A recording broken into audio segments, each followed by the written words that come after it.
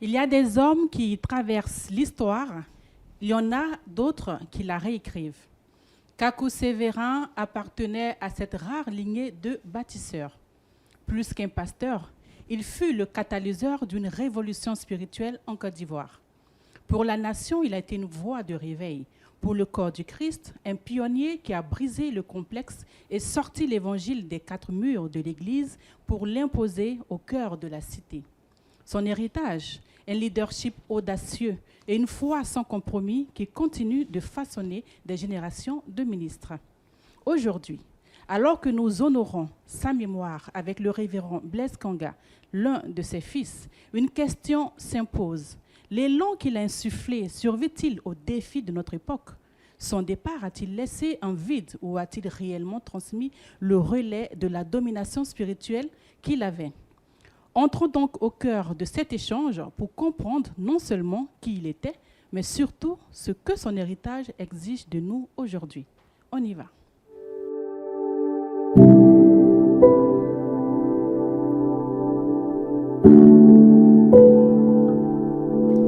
Aujourd'hui, nous sommes le 13 avril 2026. Ça fait déjà 25 ans que le prophète des nations, Kakou Sévérin, nous a quittés. Bonjour papa, comment vous allez? Bonjour Doris. Leïla, comment tu vas? Très bien, merci Doris. D'accord. Alors, nous avons, à la suite de votre recommandation, papa, nous avons initié cette émission pour lui rendre hommage. Déjà, quelles sont vos impressions? Déjà, nous tenons à bénir Dieu pour cette opportunité qu'il nous a donnée aujourd'hui pour parler d'un homme, que dis-je, je dirais une icône, une personnalité qui a traversé de façon, on va dire, comme une toile filante, l'histoire de la chrétienté en Côte d'Ivoire. Mais bien plus encore, c'était un homme qui, ma foi, a été suscité par le Créateur, selon moi, comme un rivaliste des temps de la fin, pour apporter la gestation d'une génération nouvelle qui allait porter une carrure spéciale et particulière, révélée dans la dimension de l'esprit et concrétisée par l'élément qu'on appelle l'onction. Et pour moi, aujourd'hui, parler de cet homme-là qui est mon père, qui est une référence qui a été d'une empreinte indélébile dans la carrière et dans le message que Dieu m'a donné, pour moi, c'est une décision de parler d'aujourd'hui et de lui rendre l'hommage qui, moi, lui est dû. Et c'est très bien. On va tout de suite regarder un élément vidéo qui nous retrace un peu la vie du prophète des nations, Kakou Sévérin. Kakou Sévérin, prophète de toutes les nations, fils de Data, gloire du pays d'Ida. De Data à Paris, du village à la scène internationale, il fut l'un des visages les plus marquants du réveil évangélique des années 90 en Côte d'Ivoire et en Afrique. Fils de la tribu Guéhou, homme de foi, bâtisseur infatigable, Kakou Sévérin incarne la puissance du destin lorsque la tradition rencontre l'appel divin. Bienvenue sur Dida Facile, là où vous saurez tout sur le pays d'Ida. Une enfance dans la terre d'Ida, entre culture et destinée. Le village de Data, dans la région de Divo, abrite l'histoire d'un enfant devenu prophète. Né au sein de la tribu Guéhou, Kakou Sévérin grandit entouré des valeurs fondamentales du peuple d'Ida, qui est le respect des aînés, l'attachement aux ancêtres, l'oralité riche, la solidarité communautaire. C'est à travers cette identité que prend racine un parcours hors du commun, les rythmes d'Ida. Les contes, les rites et les proverbes nourrissent dès l'enfance l'esprit du futur leader spirituel qui alliera plus tard cette profondeur culturelle à une vision chrétienne mondiale. La rencontre avec Dieu, une vie bouleversée. Alors qu'il étudiait à la faculté de droit de l'université d'Abidjan, Kakou Sévérin traverse une période d'angoisse existentielle. Une nuit, alors qu'il est hanté par la peur de la mort, il crie à Dieu. C'est là que tout bascule. Dieu se révèle à lui donne la paix et marque le début d'une transformation intérieure radicale. Plus tard, gravement malade, il tombe dans un coma profond. Là encore, il dit avoir été visité par Jésus-Christ, guéri, libéré et ramené à la vie. Il comprend alors que sa vie ne lui appartient plus. Il abandonne ses études de droit à seulement 24 ans pour se consacrer à sa mission, énoncer au monde la puissance du salut en Jésus-Christ. De pasteur à prophète de toutes les nations. Sa marche spirituelle le conduit d'abord dans l'église Foursquare Gospel. Il en deviendra président pour la Côte d'Ivoire en 1995, succédant à Louis Kouango. Sous sa direction, cette église en perte de vitesse connaît une renaissance spectaculaire. Mais sa destinée le pousse plus loin. En 1997, il fonde le ministère de la puissance de l'Évangile, véritable structure spirituelle et organisationnelle qui marquera profondément l'évangélisme ivoirien et africain. Le siège mondial est établi à Paris et le ministère est représenté sur plusieurs continents. Le European Scientific Journal le qualifie de plus brillant et le plus populaire de sa génération, un modèle pour toute une vague de jeunes pasteurs issus d'origines diverses, anciens étudiants, artistes, chômeurs ou marginaux, devenus comme lui des figures spirituelles d'envergure, un leader visionnaire entre foi et stratégie moderne. Kakou Séverin est à la fois homme de Dieu et stratège moderne. Il perçoit très tôt les opportunités qu'offre le marché religieux dans un monde globalisé. Il crée un site internet pour diffuser son message, produit des cassettes audio-vidéo de ses enseignements, organise des croisades d'évangélisation internationale, s'inspire de télé-évangélistes américains pour structurer son ministère autour de la prospérité, la guérison et la gestion moderne. Il bâtit 35 églises, forme des dizaines de serviteurs et servantes de Dieu comme l'apôtre Olivier Boni, la prophétesse Patricia Boni, la prophétesse Eponon Euphrasi, l'évangéliste Boston Emmanuel Masuta, le pasteur Coré, le pasteur David Goma et bien d'autres. Une vie familiale ancrée dans la foi.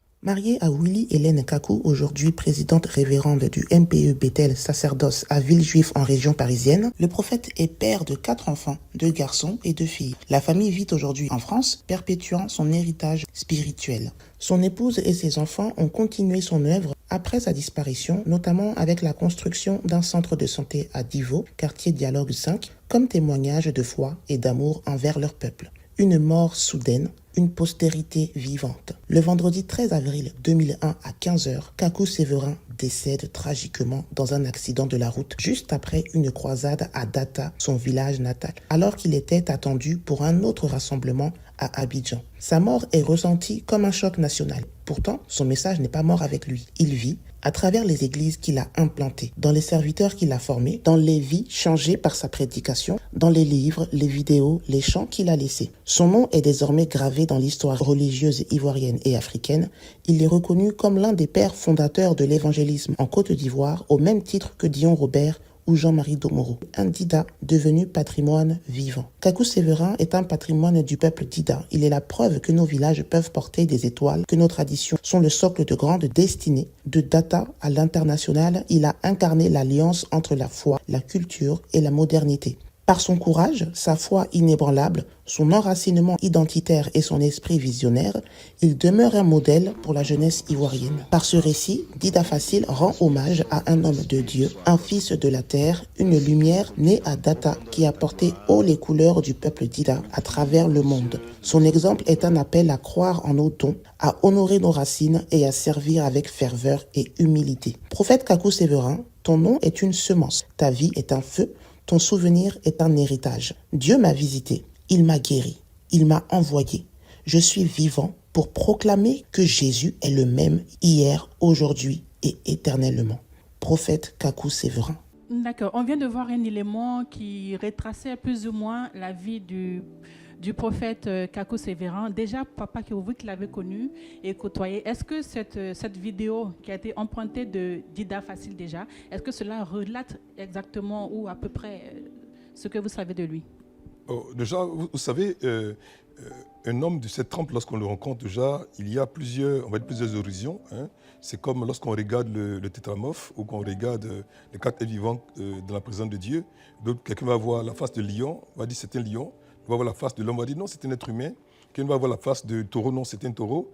Quelqu'un va voir celle de l'aigle, c'est un aigle. Donc pour moi, justement, c'est une approche de ce que ce grand homme de l'esprit, ce grand homme de Dieu, qui a été pour nous, on va dire, la référence dans sa génération, de la révélation de tout ce qui est caché, et surtout plutôt de la transposition de la réalité profonde de l'onction en Côte d'Ivoire. Vous savez, lorsqu'on parle de l'onction en Côte d'Ivoire, pour ma part, hein, ça je ne vais pas vraiment entrer dans des polémiques, celui-là même qui a révélé l'onction dans sa dimension pleine et totale, c'est bel et bien le prophète Kakou Séverin.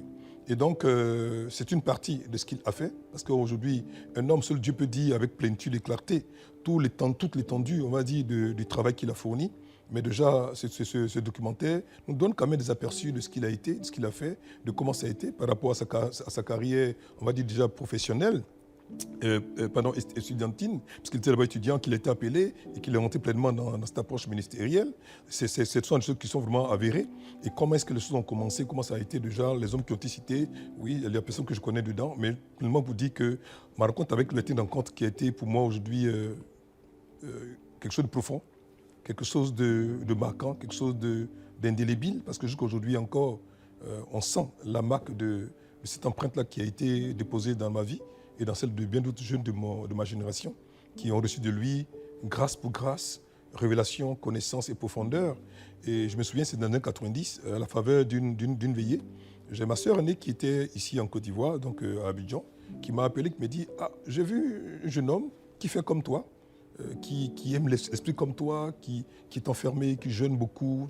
Et je suis convaincu d'une chose, que quand vous allez vous rencontrer, vous allez devenir amis. » Je dis « Ah bon ?» Il dit « Oui. » Il dit oh, « Je ne pense pas. » Il dit « Si. Mais viens, il a une veillée à Koumassi, d'une église qui s'appelle à l'époque Le Flambeau. Et donc je suis venu, donc justement cette veillée, et je vous assure que ce que ma sœur a dit s'est accompli avec précision. J'ai vu un jeune homme, on va dire de petite taille, mais très, très posé, mais très percutant, avec une précision dans la révélation c'était à couper le souffle, une carrure, mais énorme, une présence de l'esprit qui envahissait tout un quartier. J'ai dit, mais c'est qui ça? Et il a prêché pendant, on va dire, une demi-heure, 40 minutes. Et alors qu'il a commencé à exercer le ministère, on s'est retrouvés face à face. Alors qu'il ne me connaissait pas, je ne le connaissais pas non plus, on n'a pas encore été présenté. Et puis il me dit, toi, je te connais, tu es mon gars. Alors pourtant, alors que je n'avais pas de connaissance directe, et c'est comme ça qu'il a pris pour moi, il est parti. Et la veillée a eu lieu jusqu'au matin, jusqu'à 7 h, parce que vous savez, à l'époque, quand Kakou commence une veillée, c'est à 8 h qu'il finissait la veillée. Donc si vous êtes pressé, vous ne pouvez pas aller une veillée de Kakou Sévérin. Mais personne ne partait parce que Dieu continue de faire des choses extraordinaires. Je me souviens très bien, mais à cette veillée, il y avait un monsieur qui était, je pense, un commissaire, je ne me trompe pas, qui tentait de faire la bagarre avec sa femme. Il donne la parole de connaissance pour dire, j'ai un commissaire qui donne un coup là-bas, qui a fait la bagarre avec sa femme. Pendant que je parle, le Saint-Val va le saisir, et l'esprit le saisit dans sa maison, et il court de sa maison venu jusqu'à la veillée. C'était formidable, c'était glorieux. Donc voici, pour résumer de façon succincte déjà, le premier élément de notre rencontre, c'est une rencontre dans l'esprit, une rencontre à une veillée, une rencontre entre deux hommes de l'esprit, mais un père et un fils. Et pour moi, c'était le départ d'une aventure qui jusqu'à aujourd'hui continue de partir. Et je bénis Dieu vraiment pour la vie de mon père spirituel, le frère Kakou Sévérin. Voilà. D'accord. On va dire que la grande sœur a été la pièce maîtresse que Dieu a utilisée pour la rencontre. Et le Kakou Sévérin, il avait à peu près quel âge? Alors, je ne me souviens pas bien, je ne peux pas donner l'âge à l'époque qu'il avait, mais je pense qu'entre lui et moi, il y a autour entre 6 et 7 années de différence qu'il y avait entre lui et moi déjà. Mais comme je dis déjà, c'est quelqu'un qui fait très très jeune. Vous savez, quand on a l'onction, quand on est féru de l'onction, qu'on est amoureux de l'onction, qu'on est un homme qui aime le jeûne et la prière, en fait, l'âge ne peut pas être perceptible, ne peut pas être vu sur l'apparence physique extérieure de ce monsieur. C'était un homme qui était investi, qui était complètement ancré dans la vie de consécration. Il n'avait qu'un mot, un maître mot dans la bouche, consécration, purification, sainteté, amour de Jésus, puissance de Jésus. Voici les mots les maîtres mots qui ont jalonné, qui ont parsemé sa vie et son ministère. Partout, vous allez voir Kakou, vous allez voir toujours l'onction, vous allez toujours voir la puissance de guérison, la puissance de restauration, surtout la démonstration de la puissance de Dieu par rapport aux démons qui chassaient. Kakou ne commençait jamais une veillée sans chasser les démons. Ce n'est pas possible. Lorsqu'il commence une veillée, une bonne veillée, c'est-à-dire qu'à la limite, s'il y a une veillée de 10 000 personnes, il y a d'abord 6 000 personnes qui vont aller d'abord la délivrance, et c'est après ça maintenant qu'on va commencer la veillée. Ça, c'était Kakou Sévérin. C'était vraiment une force de l'onction, une force de l'esprit brute, forte, puissante, radicale. Il n'y avait pas un type de démon qui tenait de sa présence, qui était présent. Et ça, c'était vraiment quelque chose de très rare.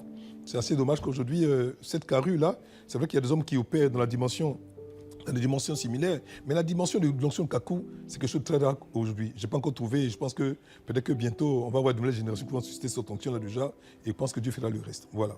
D'accord. Moi, je pense qu'on l'a trouvé, vous êtes là, donc vous allez prendre la relève. Léla, tu as des questions? Oui, j'ai une question pour papa. Tout à l'heure, il a parlé de sa rencontre avec le prophète. Moi, j'aimerais savoir à quel moment il a compris que le prophète devrait être en fait son père spirituel. Alors, c'est une très belle question parce que, effectivement, j'étais déjà chrétien quand j'ai rencontré le frère Kakou Sévérin et j'étais déjà un amoureux de l'onction quand je l'ai rencontré déjà, mais je n'avais pas encore reçu vous savez, lorsqu'on rencontrait un homme qui va devenir un père, il a la réponse aux questions vitales qui jalonnent votre vie depuis longtemps. Alors, je connaissais l'onction, je manifestais déjà l'onction, mais je ne savais même pas qu'on appelait ça l'onction. C'était pour moi, c'était la personne de Dieu, c'était l'Esprit Saint. Et c'est lui la première fois qui m'a dit, non, Blaise, ce que tu as là, j'ai la même chose, mais on appelle ça l'onction. Il dit, ah ouais? Et puis il m'a expliqué comment ça fonctionne et comment il fallait l'entretenir d'abord, ensuite comment il fallait gérer l'onction, puis comment il fallait manifester l'onction pour que cette onction croisse et grandisse. Et donc, lorsqu'on rencontre une personne capable de vous donner la réponse aux choses qui sont les plus sacrées, les plus profondes, qui procèdent du cœur de Dieu lui-même ou du cœur de l'esprit, mais assurément c'est un père. Donc, cette relation de père à fils est partie naturellement dans cette capacité qu'il avait, cette aisance d'expliquer les choses de l'esprit sans faire d'effort. Kakou n'a pas besoin de Bible ou de cahier ou de feuilles pour nous enseigner. Moi, je me souviens très bien que mes formations, je l'ai eu, généralement, c'était à partir de 4 h du matin qu'on a fini de faire le tour des maisons, en priant, en faisant délivrance, qu'on s'assoit. À l'époque, quand il était encore à Yopougon, je partais, la vieille dormait, et on était dehors, là, il est dans son hamac, et puis il dit, Blaise, prends un billet, j'ai déjà écrit, ah, il a fini de manger son bâton foutu avec sauce graine, et c'est maintenant que moi, j'ai commencé à prendre des notes. Et c'est comme ça que j'ai appris. Donc, il fallait avoir le courage d'aimer un homme qui aimait Dieu, un homme qui était passionné des âmes, un homme qui était un travailleur infatigable. Il fallait le suivre de maison en maison, d'endroit en endroit. Et quand vous rentrez à la maison, ce n'est pas le moment de dormir, c'est le moment soit de prier ou d'apprendre, d'avoir la formation. Mais aujourd'hui, est-ce qu'on a des disciples, est-ce qu'on a des fils capables de payer ce genre de prix? Il n'y en a plus. Les gens ont d'autres choses en tête. Mais nous, à l'époque, c'est comme ça qu'on a appris aux côtés de cet homme. Vraiment, on peut dire, en nous retouchant les manches. C'était ça, Kakou. Kakou était un amoureux des âmes. On appelle Kakou 100 fois dans la journée, 100 fois il va se déplacer partir, répondre à ce besoin. C'était Kakou ça. C'était très pratique, très réel. Il dort ici, demain il est là-bas parce qu'il y a un besoin, il est parti. Ou bien tu apprends, il est parti à Tanda, il est à Boaké, il est parti à Bangourou. Ça, c'est Kakou Sévérin. Mais, je le dis, je le répète encore, cette bénédiction, cette capacité qu'il y avait d'avoir cette facilité de connexion avec ce monsieur faisait que beaucoup d'hommes, beaucoup de femmes, de jeunes hommes et de jeunes femmes et de tous les âges se sont rapidement retrouvés en lui comme un père. Et je pense, je vais vous le dire honnêtement déjà, il a bien rempli cette notion de père jusqu'à ce qu'il puisse partir. Wow, vraiment, amen. Merci beaucoup, papa. Franchement, vous venez de dire, enfin, je suis vraiment épatée en fait. Alors, papa, après ce que vous avez dit, est-ce qu'il y a une parole ou un conseil de lui qui a changé le cours de votre vie? Alors, ça, il y en a tellement que... Alors, d'abord, il m'a dit une chose que je ne vais jamais oublier. Il m'a dit une fois, il m'a dit, Blaise, regarde-moi faire et tu apprendras. Il m'a dit, regarde-moi faire et tu apprendras. Et donc, quand j'étais avec lui toujours, parce que moi, bon, lui, il était à Abidjan, j'étais à Boaké, et je venais toujours avec mon calepin. J'avais un petit calepin rouge comme ça, et avec un stylo toujours prêt. Et quand je venais toujours, je le regardais travailler. Parce que quand vous allez jusqu'à Kakou, à l'époque, quand il habitait encore ici à Otoban, je suis là à la maison. Il n'avait plus de vie parce qu'à la maison même, les gens venaient là-bas à cause des besoins de délivrance, des besoins de guérison, de restauration. Donc, même sa maison était devenue un lieu de prière. Donc, quand vous allez chez lui, Kakou Sévérin, il y avait toujours à manger, il y avait tous des gens là-bas déjà, des gens qui venaient le voir.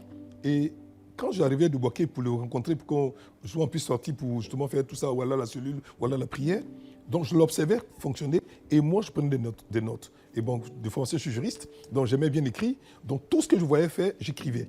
Tout ce que je voyais faire, j'écrivais. Et quand le soir, il y a une accalmie, qu'il y a moins de personnes déjà, je lui posais des questions. Et il me dit, Blaise, tu me fatigues tes questions. Parce que je me disais qu'un homme pareil, qui avait une carrure pareille, il fallait prendre maintenant, parce qu'après, on allait avoir du mal vraiment à être à ses côtés. Et j'avais bien fait, et j'avais bien pensé, parce qu'effectivement, à un moment donné, quand le mystère a explosé, pour le voir, c'est bien compliqué.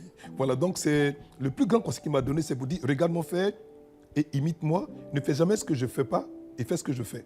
Et quand tu lui demandes quelque chose par rapport à l'esprit, il prenait toujours plaisir à s'asseoir et à t'expliquer pour que tu comprennes complètement et que tu comprennes bien. Et c'est quelqu'un qui, comment on va dire, il avait une formation qui était beaucoup plus pratique qu'elle était théorique.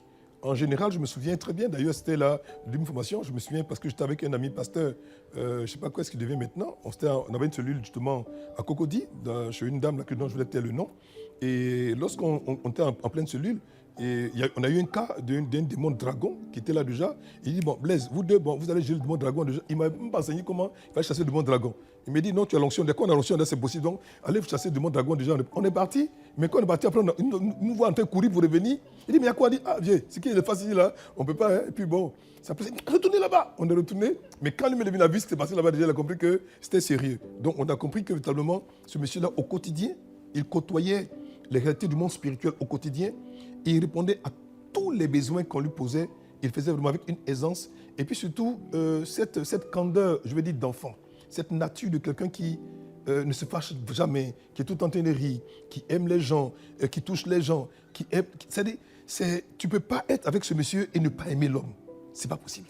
Pour moi, véritablement, la plus grande leçon ou le plus grand conseil qui m'est donné, qui m'a affecté aujourd'hui, c'était sa vie même que je devais voir au quotidien. Et cette vie-là, déjà, c'était pour moi la plus belle et la plus grande école que le Saint-Esprit, au travers de lui, a pu me donner. Et pour moi, c'était ça, le plus grand de tous les conseils. Le regarder faire et imiter ce qu'il faisait. Okay. Merci beaucoup, papa. Doris. D'accord. Alors, dans votre exposé tout à l'heure, et également dans la vidéo qu'on a vue, il a été mentionné que Kakou Sévérin, il a été juriste. C'est ça. Voilà. Et vous également, vous étiez à la faculté de droit. Je suis juste Donc, aussi, est-ce que ce n'est pas... il n'est pas de juriste. Voilà. Pas vraiment. Je pense que ce n'est pas une belle coïncidence, mais je pense que déjà, le Seigneur ne se trompe pas dans ce qu'il fait, justement. Je pense que comme ce fut mon père spirituel et qu'il avait une grande mémoire, l'une des choses qui m'a toujours impressionné sur ce monsieur peut faire un enseignement, peut faire une prédication. Pendant 4 heures, il prêche, il arrête la prédication à un point A, il va faire les exercices pendant 2-3 heures encore, il vient prendre ça au même point où il a laissé sans se tromper. Ça, c'est quelque chose de fabuleux. Il avait cette mémoire. Donc, je pense que les juristes, vous savez, on apprend beaucoup par cœur. Donc, je pense que tout ça, ce sont des paramètres que Dieu, certainement, a dû choisir pour pouvoir nous préparer vraiment à ce à quoi Dieu nous destinait. Je pense que c'est un peu dans cette approche-là que je peux voir vraiment cette similitude au niveau de la faculté de droit. Voilà. D'accord, on peut dire ça comme ça. Avant d'aller pour notre deuxième élément vidéo, alors dans vos explications, vous avez aussi dit que vous étiez avec lui à tout moment, 4 heures du matin, il a reconnu l'onction qui était en vous. Est-ce qu'il n'y a pas un petit secret qu'il vous a donné quelque part? Alors, ce sont des questions que quand on lui donnait toujours, soit ça il riguait, il dit, mais quel secret vous voyez? Il y a quel secret? Il faut se consacrer, il faut payer le prix. Son maître mot, c'est payer le prix. Alors, le secret qu'il nous a donné, c'est qu'il dit, Blaise, tu vas voir l'onction, il dit, oui, il faut payer le prix. Et puis le prix pour lui, c'est jeûner, prier, et puis haïr le péché sous toutes ses formes. Ces 3 choses étaient les traits de caractère majeurs de Kakou Sévérin. À la réalité, vous allez voir que dans cette génération qui a commencé sous sa férule, sous sa conduite, sous sa direction, sous son coaching, cette génération-là, c'est une génération qui, si tu veux t'approcher de lui, tu es obligé de suivre, soit de payer le prix, d'aimer jeûner et prier, et surtout de haïr le péché. Parce que quand tu commets le péché, tu vas le faire passer, tu viens chez toi, chez lui, il va te dire tu as péché. Donc, à la limite, comme tout le monde savait qu'il avait une précision d'après la connaissance très précise, donc beaucoup de gens avaient peur de s'approcher de lui à cause justement de la vie de péché. Voilà.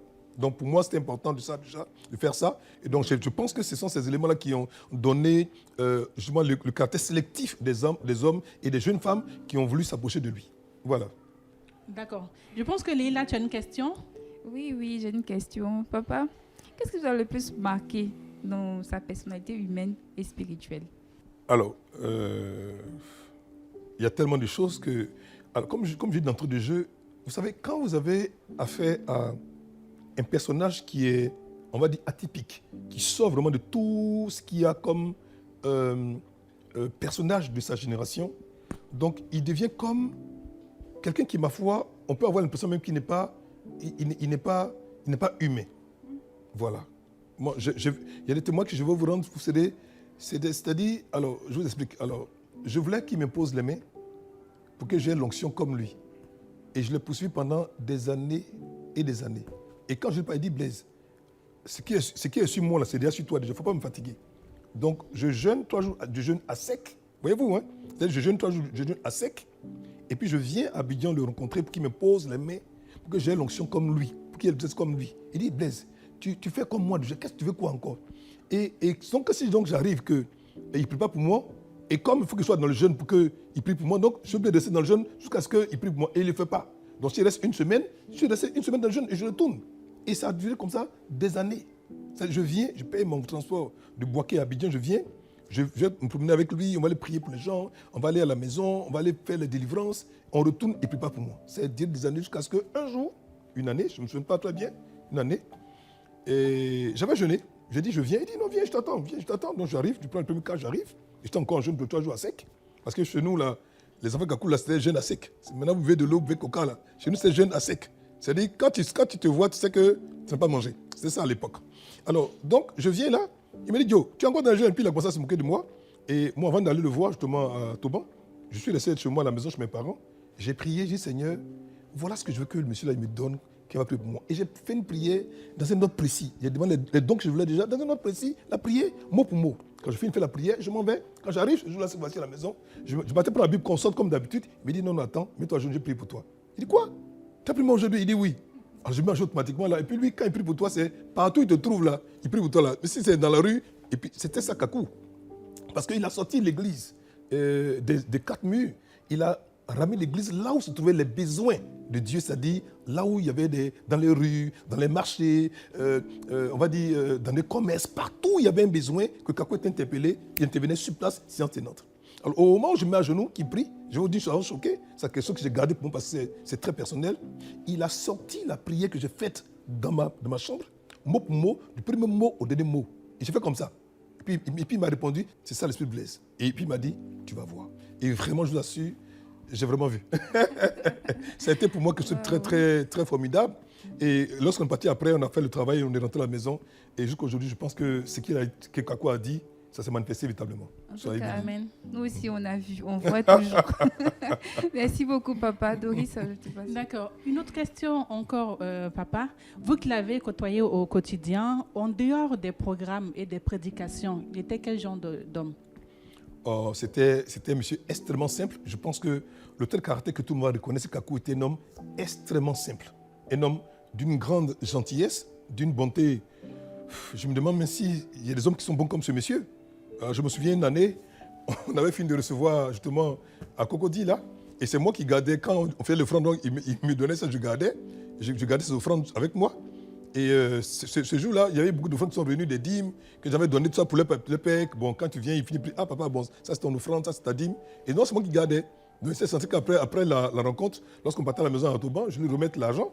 Et puis j'ai dit, moi je prends l'argent, il dit, tu veux prendre, moi je vais prendre. Et puis bon, il est parti. Aïe.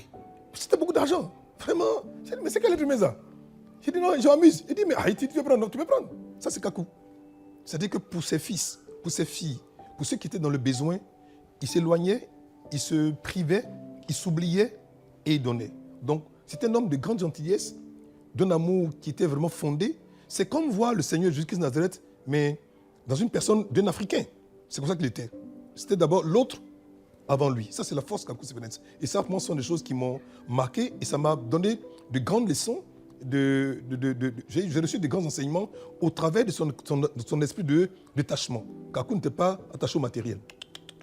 Kakou, tout ce qu'il avait, c'était d'abord pour le ministère et pour l'œuvre de Dieu. On lui donnait 1 million, 2 millions, c'est pour mettre dans le ministère, pour le faire croissante. Je ne me souviens pas, quand je l'ai connu jusqu'à ce qu'il parte, je me souviens pas qu'il y ait un seul vendredi sur la terre qui existait sans que Kakou n'ait fait de veiller. Je ne me souviens pas. Je ne me souviens pas. C'est-à-dire que tous les vendredis qui est vendredi, jusqu'à ce qu'il parte, il a toujours eu des programmes les vendredis. Ça, je parle des vendredis. Sans parler des autres jours où il y avait des situations de conférences, tout ça, tout. Mais tous les vendredis étant programme. C'est un homme qui a travaillé comme un travailleur infatigable. À la réalité, j'avais l'impression que c'est un peu comme quelqu'un qui avait l'impression qu'il fallait qu'il rachète le temps. Je ne sais pas comment expliquer, mais il allait très vite. Et quand tu parles, on n'a pas le temps. Il dit, mais tu t'en vas où, tu n'as pas le temps. Et puis on rigolait, mais il y a quoi, tu n'as pas dit, Blaise, il faut qu'on parte. Je pense que c'est tellement par rapport à son Dieu, il avait une mission précise, un travail précis, dans un ordre précis, dans une ampleur précise qui avait été confiée par le Créateur, mais qui gardait seulement pour lui. Mais il a été un homme qui a passé son temps à travailler. Il a bûché, il a ouvert les églises, les croisades, il était partout en même temps, le seul individu. En général, quand on fait un travail comme ça, quand on était voyager, il a été dormi. Et quand il dort, il se réveille, il ouvre le micro, il fait croisade, il n'a pas les dents. Ça, c'était Kakou. Sa vie a été complètement consacrée, dédicacée, dédiée pour la cause du royaume de son Père qu'il avait envoyé en mission, c'est-à-dire le Seigneur Jésus-Christ. Voilà ce que je peux dire. Wow, c'était un grand homme. Et dans nos recherches, on a eu écho que lors de votre mariage en 98, il a été celui-là qui a béni votre mariage. Quel a été votre souvenir le plus beau de cet instant? Alors, ma femme a eu un témoignage, j'aurais voulu qu'elle soit là pour qu'elle le rende elle-même. Alors, quand moi je suis revenu de ma première rencontre avec le fait que je suis revenu à Boaké pour rendre des témoignages, pour dire, j'ai rencontré, moi, mais je pense que je suis loin, mais j'ai vu un gars là. Ah non, j'ai trouvé mon ami garçon Pierre s'est moqué de moi, que je pense que désormais j'ai mon père maintenant. Et il a dit, oh, tu es messager toi-même, tu aimes tout ça, tu es messager, tout ça. Il dit, le monsieur, il est loin de. S'il passe à côté de toi, tu tombes. Il dit, oh, tu exagères. OK. Donc, et c'est comme ça qu'on a présenté. Et puis bon, je l'invite, donc, Kakou a fait un programme, le vieux Noc a fait un programme à l'église où j'étais. À l'époque, j'étais donc président de la jeunesse. Donc, je fais le programme, donc, je forme donc toute l'église. On fait les affiches, tout ça, tout et tout. Et il vient. Bon, vous savez, comme je dis, hein, il avait un programme à Abidjan, il a fait même deux programmes à Abidjan avant d'arriver à Boaké. Il a Boaké, il était pratiquement fait de 23h minuit qu'il avait Boaké. Le programme devait commencer à 20h, il avait à minuit parce qu'il avait deux programmes à Abidjan. Ça, c'est Kakou Sévérin, ça. Il peut faire en même temps, la même nuit, il peut faire 3 ou 4 veillées la même nuit. Ça, c'est Kakou Sévérin. Comme il veut satisfaire tout le monde à cause de son esprit de partage et de bonté. Alors, lorsqu'il arrive, Dieu a fait que il ne savait pas qu'il ne connaissait pas ma femme, parce que l'époque c'était encore ma femme, c'est ma fiancée, il ne la connaissait pas. Mais comme elle avait beaucoup discuté, l'esprit savait, donc il ne va pas demander à tout le monde, mais c'est à elle va dire, quand il est rentré dans l'église, qu'il voulait partir quand même se préparer avant de venir prêcher. Donc il s'approche d'elle, et puis il tape son épaule, il dit, ma fille, tu peux me montrer les toilettes? Elle dit, oui, viens, suis-moi. Donc justement, il la suit, et puis elle dit, bon, c'est ici les toilettes. Elle dit que quand elle a monté pour les toilettes, là, elle ne peut plus retourner. Non, ça bouge comme ça, jusqu'à ce qu'elle vienne s'asseoir. Elle dit, mais c'est quoi cette affaire? Donc c'est après qu'elle m'a raconté, elle dit, mais tu n'as pas dit que j'exagère? Tu as vu, non? Elle dit, vraiment, j'ai vu. Pour vous dire combien de fois ce monsieur, il avait cette onction véritablement déjà, et justement, comme il était très lié à son fils, que je suis, à ma femme aussi, donc à notre mariage justement en 98, il est venu avec toute une grande équipe, avec toute l'équipe du groupe musical Trompette qui était présent, Koné Fontali, on est le Mala, la chanteuse, comment ça s'appelle déjà, Latinu Palais. Vraiment, tout était là, vraiment. C'était quand même son fils qui se mariait, avec tous les frères qui étaient là, les hommes de Dieu qui sont venus, Yadi Pascal, tout le reste était avec nous à Boaké. Et c'était vraiment quelque chose de formidable. C'est lui qui a prêché mon mariage. Et ce qui est encore formidable, c'est que c'est l'un des rares mariages, en plein mariage, il y a deux par reconnaissance. Bon, vraiment, c'est mariage. Tu es venu par reconnaissance, c'est pas veille, il donne par reconnaissance de mariage. Mais ça, c'est Kakou, vous voyez, pour dire. Et c'était une reconnaissance avec une précision tellement précise la parole que tout le monde s'est calmé parce que c'était pas évident mon mariage. Mais cette par reconnaissance a fait que tout le monde s'est calmé et le mariage s'est bien passé. Donc, je peux dire que c'était un moment très heureux, très bénéfique. Et on a passé vraiment des mois agréables. Et jusqu'à aujourd'hui, ce qui a été posé aujourd'hui continue d'avoir du fruit. Et je pense que c'est aussi grâce à l'ancien que Dieu a posé sa vie, et grâce au conseil qu'on t'a donné déjà, grâce à comment est-ce qu'il vivait lui-même avec son épouse, avec sa femme, comment est-ce qu'il nous a donné cet exemple, ce modèle qu'il était déjà, ça nous a donné d'avoir en face de nous un homme qui ne disait pas des choses, mais qui les faisait, qui les incarnait et qui les révélait avec plus d'acuité. Pour moi, voir Kakou vivre, c'était voir le Seigneur manifester la chrétienté au quotidien. Et c'était quelque chose de formidable. Et donc, son passage à mon mariage a été pour nous une des plus grandes bénédictions qu'on a eues à nos mariages. C'est même le plus grand cadeau qui m'est donné, ma femme et moi. Et on tient à bénir Dieu vraiment pour ce qu'il avait fait vraiment ce jour-là. Je suppose que les invités de ce mariage-là, jusqu'à aujourd'hui, ils ont un très bon souvenir. Est-ce que le prophète Kakou Sévérin allait régulièrement à Boaké? Alors, je pense que c'est là que Dieu m'a fait grâce parce que comme il était déjà très... Je dis à la limite, tout le monde voulait mettre la main sur lui ici et qu'il n'avait plus de vie. Boaké était devenu, on va dire, sa seconde résidence. Et si je ne m'abuse, quand le MPE devait commencer ses premières réunions du MPE, donc de réception de l'évangile, c'est à Boaké que ça a commencé, justement avec, parce qu'on était une famille là-bas de croyants. Hein, il y avait donc le juge Moi Benoît, la sœur Marie-Claire, les jumelles Marie-Laure et Esther. Et puis moi, il y avait encore plusieurs personnes qui ont là-bas à Boaké déjà. Donc quand le vieux, justement, il venait à Boaké, il venait beaucoup plus pour se ressourcer, pour jeûner et pour se reposer. Parce que moi, j'avais déjà, mais j'avais déjà une très belle maison que mes parents m'avaient louée, que j'occupais déjà, parce que je gérais en même temps des affaires familiales. Là-bas, c'était une 4 pièces avec chambre, 12 WC intérieur. Donc il y a une chambre qu'on avait réservée pour lui, 12 WC intérieur, qui était juste pour lui, et c'était gardé pour lui. Quand il avait besoin de se reposer, personne ne dormait là-bas. Je faisais le lit, tout était apprêté, il avait ses affaires là-bas. Il venait là, il restait là, il se reposait, il jeûnait, il priait. Et je vais vous dire une chose, quand Kakou Sévérin doit venir à Boaké, il m'appelle, il dit Blazo, il dit oui, il dit bon, dis à ma fille de préparer la gouttière de 12 000 là. Il lui doit l'argent, il te dit, la gouttière de 12 000 là, le gros gouttière de 12 000 là, avec foutoubana, sauce grain, puis beaucoup de crabes dedans, j'arrive. Alors, au départ, on n'a pas compris le code. Quand elle prépare ça bien, ma femme prépare ça bien, il vient. Quand il finit de manger ça net, il prend la clé. Moi, ma maison, il prend la clé maintenant, il fait la porte, il dit, bon, 10 jours de jeûne. Aïe, monsieur, mais d'autres il y a des fonctionnaires dedans, il y a des journalistes. Nous, on va à l'école, j'ai dit 10 jours de jeûne. Il ferme la porte, il ferme la clé, il garde la porte, et puis on est dedans pendant 10 jours, personne ne sort. Et c'est quand c'est 10 jours à sec. Hein. C'est 10 jours, dedans, on a assis la pied à sec. Et c'est là qu'il nous a formés. Donc, c'est comme ça qu'on a reçu de cette proximité, cette onction brute, cette onction. Et il n'y a pas de discussion pour dire non, ça dit que quand elle a 10 jours là, c'est 10 jours, on est assis là, juge, on va dire journaliste, élève, étudiant, tout le monde est dans 10 jours là. Et quand ça finissait maintenant, c'est là qu'on sortait. Donc, ça a été pour nous, cette proximité a été pour moi l'endroit où Dieu vraiment a déposé en moi les vertus, les grâces, parce que après quand je partais, puisqu'il restait avec moi là, je dormais avec lui. Donc c'est comme ça que vraiment toutes mes questions que j'avais par rapport à l'onction, par rapport au message, par rapport aux démons, à la démonologie, il savait que j'étais très passionné de la connaissance démologique, donc il m'a donné beaucoup d'enseignements dessus. Et c'est quelqu'un qui était d'une grande humilité. Il dit, Blaise, je suis bon dans cette approche, mais j'ai un de mes frères, qu'on appelle Connaît Tenon, qui est aussi parti. Et il dit, va le voir, il va te donner encore cette connaissance, parce qu'il est meilleur que moi. Et je vais aller le voir aussi, donc il me donnait cet enseignement. Mais mon père me formait, il me forgeait, il me donnait toutes ses expériences, il les partageait avec nous, il cachait vraiment rien. Et c'est pour nous, c'est venu à Boaké, ont été pour nous des moments de grande formation, de formation pratique et pragmatique. Et je pense que ce que le Seigneur faisait avec ses apôtres, avec ses disciples, et aujourd'hui, malheureusement, c'est ce qui manque vraiment à l'Église. D'avoir cette connexion profonde, d'avoir cette rencontre d'intimité, cette rencontre où on est depuis de tout, où on se voit tel qu'on est, où on peut passer des nuits entières à lire les Écritures, à comprendre les Écritures, à prier, à jeûner. Pour nous, aujourd'hui, il n'y a pas de plus grande école de l'esprit que ces écoles où on est vraiment on va dire, on est au contact du feu, on est au contact vraiment de la source de laquelle on veut recevoir la bénédiction.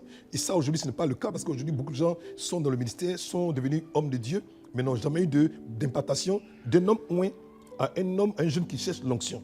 Et si on a seulement étudié et qu'on n'a pas reçu cette façon directe d'un homme qui a vraiment reçu la grâce de Dieu, alors comment est-ce qu'on peut reproduire ce qu'on n'a pas vu vraiment faire?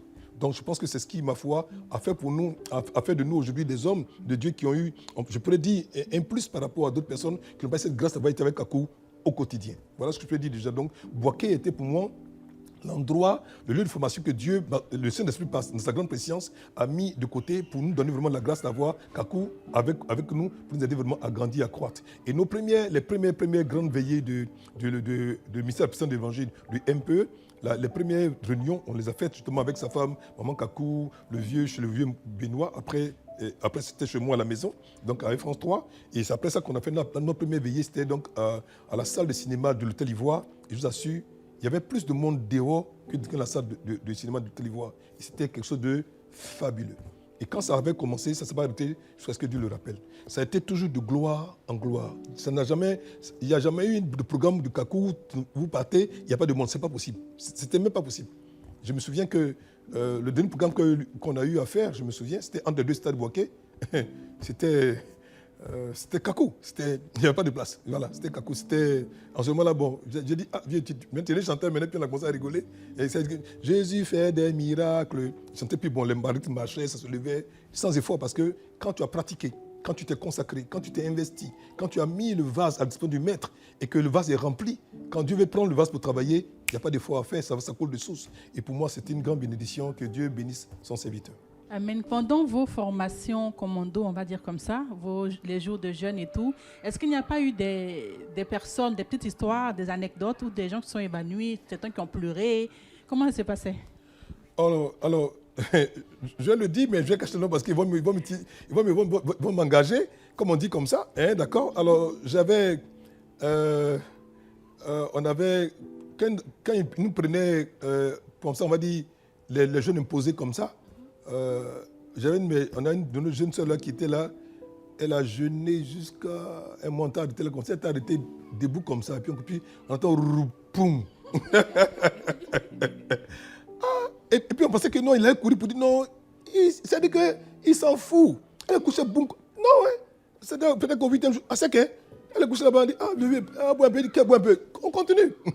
Et on a fini avec ça. Aujourd'hui, tous ces hommes, toutes ces personnes qui ont connu Kakou sont toujours des hommes de Dieu, sont tous dans le ministère et que Dieu utilise sérieusement et qui ont un très très bon témoignage. Je me dis, c'est la résultante, c'est la conséquence de cet investissement que l'homme de Dieu a déposé dans nos vases, dans les vases que nous étions.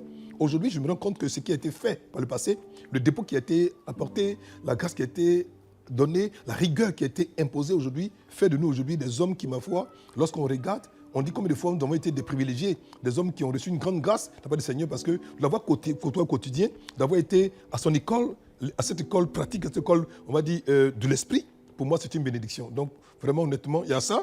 Et puis, il y a le fait que, bon, vous savez que, en général, que, on avait, quand il devait faire les grands programmes à l'époque, au Palais Carnaval de Boaké, donc on jeûnait 3 jours à sec pour préparer le programme.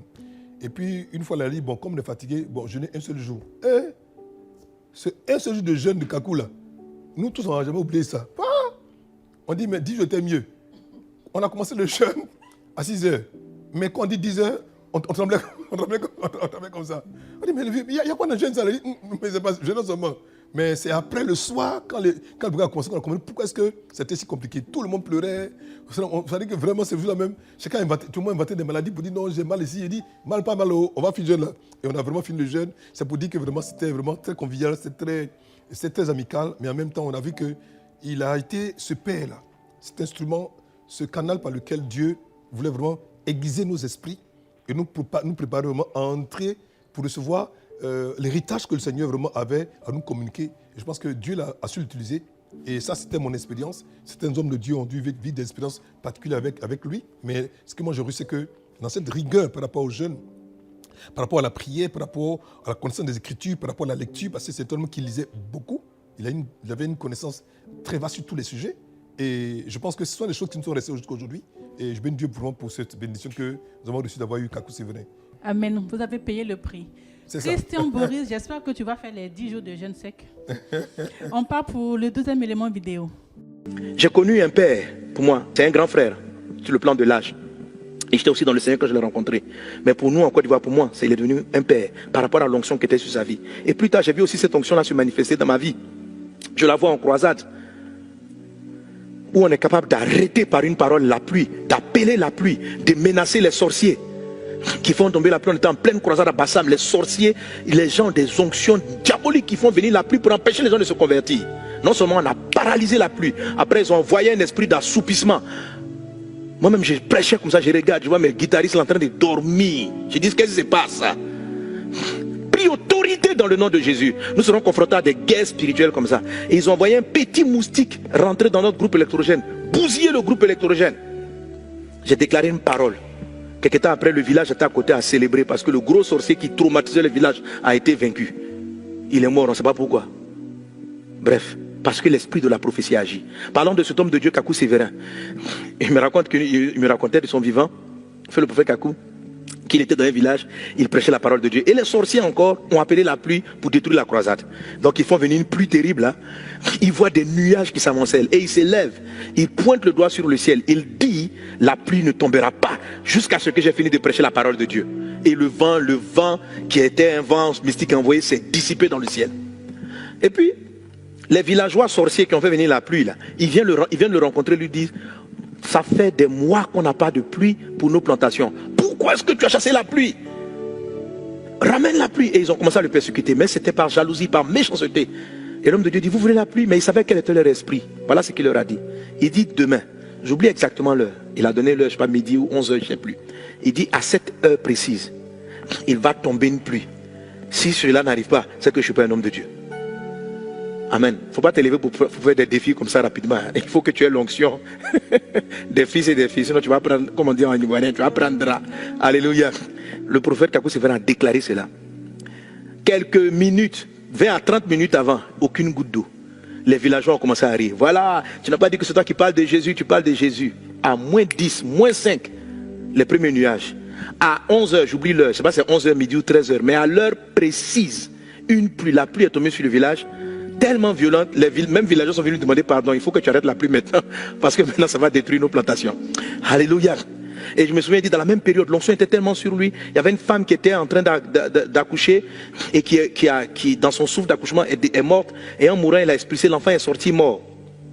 Et les gens pleuraient. Je crois que c'était une des parents du prophète. Et il va la voir, le prophète Kakou Sévérin, il va la voir. Et il dit, laissons, on va prier. Il a prié pour la maman, elle est revenue à la vie. Quand elle est revenue à la vie, c'est quand elle revenait à la vie, qu'elle a poussé et l'enfant est sorti, mais il est sorti, il était mort. Et elle s'approche, et les gens disent, c'est pas la peine, l'enfant est mort. Si la maman est vivante, elle aura encore des enfants. Il dit, non. Il a pris le bébé mort, il a prié pour lui, et Dieu l'a ramené à la vie. Dieu a ramené et la maman et l'enfant. La puissance du prophétique. On vient de voir le pasteur Mohamed Sanogo. Je ne savais pas que c'était l'un des fils de Kakou Sévérin. Et des histoires comme il en a rencontré là, il y en a beaucoup. Donc Leïla, je te passe la parole. En tout cas, il y en a beaucoup. Papa, moi d'abord, j'aimerais avoir vos impressions concernant la séquence qui vient de passer. Et savoir aussi si vous avez des anecdotes dans ce sens et tout. Non, je pense que ce que le pasteur Mohamed disait, c'est quelque chose de fondamental, de vrai. Je pense que peut-être que s'il voit cette émission, il va s'en souvenir. On a été à une croisade avec justement le pasteur Mohamed et le vieux Kakou Sévérin à Boisflé, j'ai bonne mémoire, Boisflé, et invité par une église justement. Et pendant qu'on était à ce programme déjà, il y a eu, quand le vieux a commencé donc à prêcher, on t'a su donc sur l'estrade, le vieux était là, moi j'étais là, Mohamed de l'autre côté. Et puis voici qu'à un moment donné, le pasteur qui voyait comme Dieu en train de manifester l'onction avec vraiment puissance, il est venu arracher le micro au vieux Sévérin. Et bon, j'ai dit, mais il a arraché le micro pourquoi?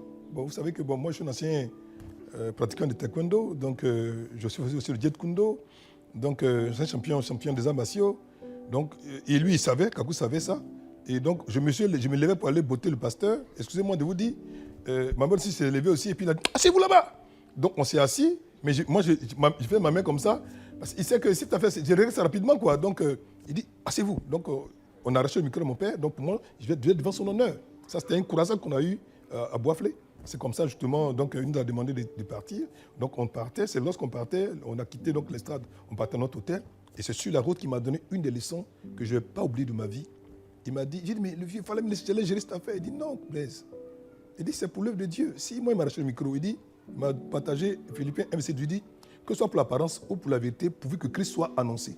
Il me dit, même si ce n'est pas moi qui prêche, que lui qui prêche, que les âmes sont gagnées, le plus important, c'est que le royaume de Dieu puisse recevoir des âmes. Donc, il n'y a pas de palabres à faire déjà. Si je n'ai pas prêché, que lui, il veut prêcher, parce qu'il y a du monde, allons-y. Et ça m'a donné une leçon d'humilité jusqu'aujourd'hui. Donc, là où il y a la bagarre, là où les gens s'injurient, là où les gens s'humilient, là où les gens gâtent le nom, on va dire entre guillemets, le nom de Dieu, Kakou n'a pas agi de la sorte.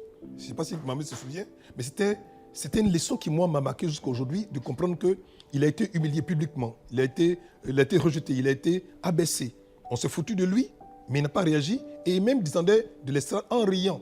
Et c'est en riant qu'on est parti jusqu'à l'hôtel, et à aucun moment, il n'a fait le commentaire, ni sur le programme, ni sur le pasteur, jusqu'à ce qu'il parte. À aucun moment. Il ne m'a jamais fait, jamais. Il m'a même parlé pour dire non, jamais. On est parti à l'hôtel, on est resté là, on a fait enseignement jusqu'au matin, on a prié. Et après, nous, maman est parti à Jamsoukou Mouchala-Boké, il est rentré à Abidjan. Parce que c'est comme ça qu'on faisait à l'époque, quand le même programme, nous les enfants, on revenait le trouver là où il était déjà, on faisait le programme, puis après on retournait à notre base. Donc pour moi, c'est quelque chose de très très important. Et le témoin que Mohamed donc a partagé, c'était concernant justement à Data, une femme qui était justement morte avec un enfant dans le sein. Et c'est comme ça que lorsqu'il a appris, un ange de Dieu était couché sous un arbre. Et puis l'ange de Dieu est descendu pour dire non, que je vais vraiment confondre ce village-là pour gagner, parce que j'ai encore beaucoup de jeunes de ce village que je vais prendre comme serviteurs. Donc va prier pour elle. Donc c'est comme ça que lui, il s'en va en partant. Donc à l'époque, ce là-bas, on appelait les pasteurs Jésus. Jésus, alléluia. Les Jésus, là, alléluia. Donc il est parti avec sa mère, puis je crois qu'une autre dame sont partis. Et le mari de la dame, ils sont entrés donc dans la pièce. C'est comme ça qu'il a commencé à prier pour elle. Les gens se moquaient de lui pour dire, mais elle est déjà morte. Tu as fait quoi un cadavre? Parce qu'eux, ils n'avaient jamais vu Dieu à l'œuvre. Et comme Dieu voulait vraiment gagner ce village déjà, lorsqu'il a pris la dame est revenue à la vie. Et au moment qu'elle avait revenu à la vie, c'est comme ça qu'après, elle a commencé le travail. On commençait, c'est pas que Dieu a permis qu'il y ait 3 femmes là-bas. Et donc les femmes l'ont aidé à accoucher. Et quand l'enfant est né, il a pris l'enfant, puis l'enfant est né. C'est quand il est sorti de la chambre avec la femme vivante et l'enfant que ce village a connu un grand réveil et des conversions en masse. Et beaucoup de jeunes de ce village, sont jeunes pasteurs, ont été convertis. C'était un miracle qui, ma foi, c'est un double miracle qui a ouvert la porte, à ce village et à toute la grande ville de Divo, qui a permis que vraiment il y ait ce réveil-là. Kakou Sévérin, c'était onction brute, elles sont puissantes et puis elles sont instantanées. Ce n'est pas beaucoup de bavardage, c'est beaucoup de démonstration. Je pense que c'est un peu de cela que le pasteur Mohamed parlait évidemment déjà, et c'est quelque chose de fabuleux et de merveilleux. Que Dieu bénisse son serviteur. Amen. Amen. Léla, ça te rappelle quelle scène? La scène de Jésus avec Simon, Pierre. Lorsque Simon venait couper l'oreille du soldat, Jésus a carrément collé. Mais c'est ça, mais voilà ce que je disais. Voilà. Sauf que lui n'a pas eu le temps. Oui, il n'a pas eu le temps de se déployer. Papa, on va poursuivre. Vous qui avez effectué des missions avec le prophète, comment ça se passait? Alors, vraiment, j'avoue que c'était un homme de... J'ai un témoignage que je voulais partager, peut-être pas totalement, mais juste un peu. On avait une grande croisade à Divo. Comme j'ai dit dans tout le jeu, pour ceux qui étaient ses fils, qui étaient connectés à lui, pour certains, d'autres étaient à l'NSTP, d'autres étaient à l'INSET, d'autres étaient vraiment à Boaké à l'université ou à l'université d'Abidjan. Beaucoup conviés venaient directement là où ils faisaient la croisade. Et là, à Divo, on avait reçu la mission de faire un programme à Divo. Donc, on est venu Boaké. Et lorsque nous sommes rassemblés là-bas, déjà, on a fait plusieurs équipes. Et le vieux priait pour nous le matin. Et puis, nous envoyait dans la ville, on allait évangéliser. L'évangélisation qu'on fait aujourd'hui maintenant avec les pancartes, avec la sonorisation, à l'époque, on le faisait sans rien, mais c'était avec la voix. Mais c'était vraiment du corps à corps et c'était vraiment une démonstration de puissance. Et je me souviens que lorsqu'on est parti, moi je prêchais dans le grand marché de Divo. Et faites-moi confiance, le grand marché de Divo, à l'époque, c'était pas n'importe quoi. C'était vraiment très chargé. Et il fallait vraiment avoir l'onction, il fallait vraiment avoir la carrure pour pouvoir parler là, parce que même les enfants qui roulent les petites voiturettes, déjà, ce sont des grands sorciers. Je me souviens que un petit garçon qui roulait, on va dire une voiturette, donc quand il tape donc l'étagère, la femme qui se renverse, et que la femme surtout quelqu'un se tourne, il règle la réelle comme ça, et puis elle se calme, tu te dis, mais pourquoi est-ce qu'une femme si grande a peur d'un enfant? C'est après que j'ai compris qu'en fait, dans le monde spirituel de la sorcellerie, chacun connaît son patron. Voilà. Donc moi je prêchais à des Mauritaniens, tout ça, tout et tout. Les gens viennent vraiment s'assemblent autour de toi et te disent j'ai mal ici. Quand tu pries, ils guérissent, tu touches là, ils sont délivrés. C'était ça le travail qu'on faisait véritablement. Et ces gens qu'on gagnait dans les marchés, qu'on gagnait dans les rues déjà, parce qu'ils voyaient l'onction se déployer déjà, on les conviait à la croisade qui allait avoir lieu le soir. Et il y avait toujours un monde fou quand Kakou avait le programme Les Croisades. Et je me souviens que lorsqu'on a fait les équipes, on partait par deux. Et justement, il y avait une équipe d'un jeune homme qui devait avoir 9 ans, qui est parti justement dans une maison. Il rentre, à Divo toujours, il rentre dans la cour. Il rencontre une vieille femme qui est en train d'écraser donc son piment là, pour aller faire la purge. Donc il demande à maman, maman, je suis venu parler de Jésus.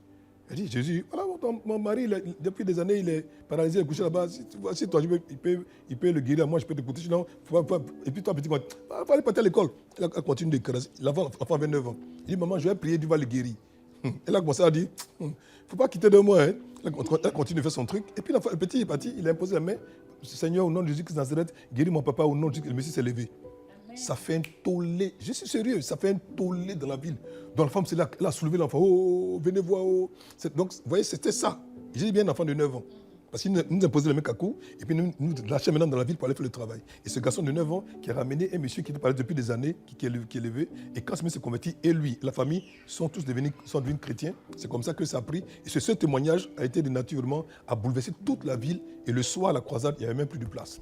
Et lorsqu'on est rentré justement de cette croisade-là, on est fatigué, on a travaillé par exemple depuis le matin jusqu'à 3 4 heures du matin. Donc pour moi, c'est normal, tu vas aller te coucher, tu vas dormir. Et moi, je m'apprêtais à aller dormir. J'ai dit, mon Seigneur, merci, puis tu dors. Je vois que le monsieur, non. C'est pas ce qu'il fait. Non seulement ça, lui, il a fait ce travail, il a reçu les gens, les autorités, tout ça déjà. Il a prêché toute la nuit, il a recruté les gens. Quand il a fini, tout le monde est rentré. Maintenant, je le vois. Moi, je pensais qu'on allait dormir, puisqu'on dormait dans la même chambre. Il était couché chez moi, j'étais couché en bas. Je me suis dit, bon, on va bien dormir là. J'ai dit, bien dormi. Je me suis couché par terre. Il est couché sur le lit. À un moment donné, je vois quelqu'un qui descend. Je dis, mais qu'est-ce qu'il fait? Il descend. Et puis, il va dans le coin de... Oh Seigneur, que ton soit bien. Il va dans le coin de la pièce, là où les deux murs se groignent comme ça. Et puis ce recroqueville là-bas, il est posté là-bas comme ça. Il a mis sa tête, parce qu'il priait la tête comme ça sur le sol. Quand j'ai vu ça, il a dit, non, c'est comme ça. Donc moi aussi, j'ai mis dans le coin du mur aussi. J'ai mis ma tête aussi sur le mur, sur le sol. Je l'ai regardé. Lui, il a prié comme ça le matin. Moi, quand il me s'est réveillé, il dormait. Vous voyez? Donc, et puis il s'est moqué de moi. Et puis c'est là qu'il m'a donné une leçon. Il m'a dit, quand tu vas dans une ville pour faire l'heure du ministère, tu ne dois pas dormir tant que l'homme fort de la ville, tu n'as pas encore vaincu, tu n'as pas le droit de dormir parce que si tu dors, ils vont avoir ils vont revenir se venger de toi parce que tu es venu libérer les captifs qu'ils ont pris. Donc, ton devoir en tant qu'homme de Dieu, quand tu es dans une mission, c'est comme ça qu'il me formait, dans une ville, tu restes en prière jusqu'à ce que ta mission soit accomplie. Si tu dors, ça va prier intensément pour quadriller, pour sécuriser ton travail, ta mission. Et même le travail que tu fais déjà, tu risques d'avoir des problèmes. Donc ça m'a donné une leçon pratique, pragmatique, savoir que c'est comme ça que j'ai appris ces choses. Donc maintenant quand je voyage, j'ai fait la même chose parce que mon père l'a fait et je l'ai vu faire déjà. J'ai compris que c'est une leçon de vie. Donc vraiment pour moi, ce sont quelques anecdotes qu'on a vécues avec lui déjà. Il y en a plusieurs, mais je garderai ça pour plus tard. En tout cas, moi, ça me rappelle ce que le Seigneur Jésus disait. Je fais ce que je vois mon père faire. C'est ça. Franchement. Exactement. Je sais qu'il vous envoyait, comme on l'avait dit tout à l'heure, en mission pour les programmes et tout. Quel était le rôle de chacun, par exemple? Quel était votre rôle? Bon, en général, il nous connaît parce qu'il sait un peu, on va dire, ce que nous aimions les uns les autres. Puis il cassait quand même, il nous a forgé, il nous a formés, il nous a équipés. Il savait que, par exemple, que j'aimais beaucoup l'onction et j'aimais beaucoup la délivrance.